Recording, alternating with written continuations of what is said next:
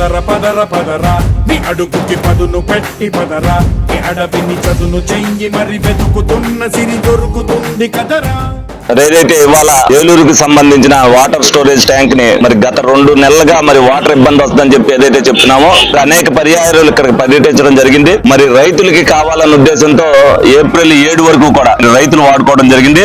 7వ తారీఖు నుంచే మరి ఇక్కడ ఏదైతే స్టోరేజ్ ట్యాంక్ కి అన్ని మోటార్లు కూడా అంటే 10 మోటార్లు బయట పెడతాం జరిగింది. అలాగే 5 మోటార్లు మున్సిపల్ కార్పొరేషన్ సంబంధించిన అలాగే ఇంకో 2 మోటార్లు డీజిల్ మోటార్లు పెంచడం జరిగింది. ఇప్పటికి 11 మీటర్ల వరకే వాటర్ రావడం జరిగింది.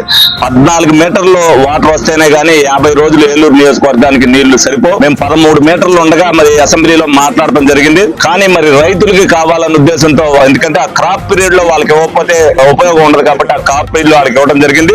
ఇప్పుడు కాలువ ఇవాళ కట్టేస్తున్నారంటే నిన్న రాత్రి మినిస్టర్ గారితో మాట్లాడటం జరిగింది. ఒక వారం రోజులు అదనంగా మరి కాలువ నిమ్మని చెప్పి కోరటం జరిగింది.